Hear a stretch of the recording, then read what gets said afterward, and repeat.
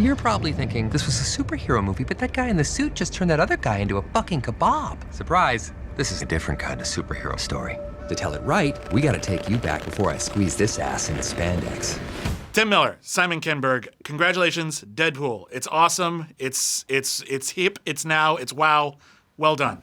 Thank you. What is next? Because it feels like a film like Deadpool has changed the paradigm a bit. There was an understanding that superhero movies all had to be PG-13, not meta, not terribly even clever necessarily. They're very sincere and very straightforward.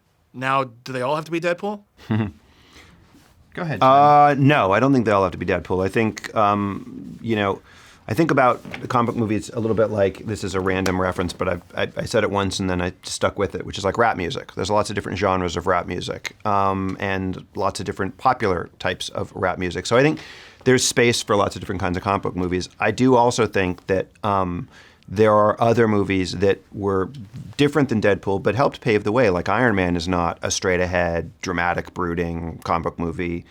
Guardians of the Galaxy certainly is not that. So there was comedy humor in the genre already. There just wasn't the sort of R-rated, raunchy version of it that we were allowed to do. Were those the films you were able to point to finally get Deadpool made? Because I know that the studio initially didn't want to do it, and it took them a while to convince them.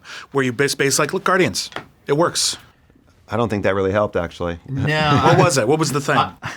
I unfortunately pointed to Ted when it came out, and I'm like, see, R-rated comedy worked, not knowing that Fox had passed on that. And it was like a painful, I was literally throwing salt in the wound of Fox because they had passed on that movie. But I think it all helps, honestly. But we had as many things hurt, Green Lantern didn't help us.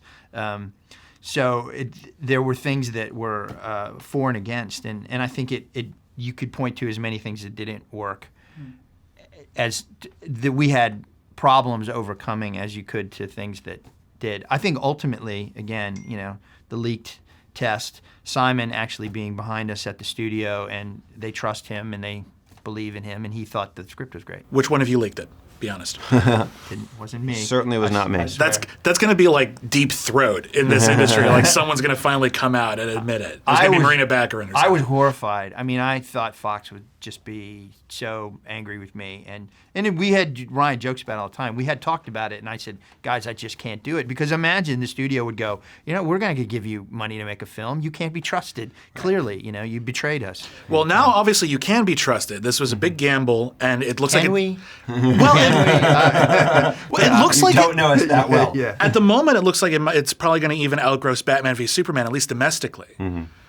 Surely the executives at Fox are just like, well, how much do you need for the next one? Don't come back until it's all been spent. It's not exactly the way it works. They're certainly enthusiastic about the idea of doing a sequel, and they may give us a little more than they gave us the first time because it was such a big gamble the first time, and it's not quite the same kind of gamble. But as we talk about it, if we are lucky enough to make a sequel, we don't want to make a huge, bloated movie like a lot of these other films. Part of what's so great about Deadpool is it feels like an underdog movie. It feels gritty and grounded and real, and I think some of that is because we had to make it with the resources we had.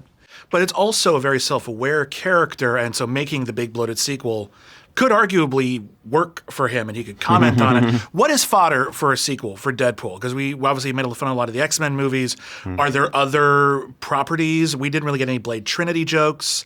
Maybe there's a couple of, is there a pointed Fantastic Four joke where you can be kind of bittersweet about it, or what do you think? I sort of felt that Deadpool was not making fun of comic books as much as comic books in cinema. Yeah. So, which I think, as a fan, I appreciated that. Yeah, take shots at Hollywood, but don't take shots at the comics itself. I do think there's certain, there's a few about the spandex and all that sort of thing that's fair game, but you got to honor the source material, I think. And last super quick question. I know Sony made a deal with Marvel so that they could get Spider-Man. Would you be interested in a deal to get Gwenpool? No. Oh. But I would love to someday, in part, heal the rift between the world of X-Men and the world of Avengers. I think there's so much crossover in the comic. It would be neat to one day be able to see those characters share a movie. And Kevin's so awesome. Did you see the little pizza box in one of the scenes? Feige's famous pizza. It was that was my. I'm trying to bring these worlds together. Yeah, both of us are actually quite close with Kevin, and have a profound amount of respect for what he does, and it would be fun to all team up one day somehow together if that could work. I think it's a super smart move on Spider-Man. I mean, it's great. Whatever they did to me made me totally indestructible and completely No. unfuckable. You look like the inside of other people's assholes.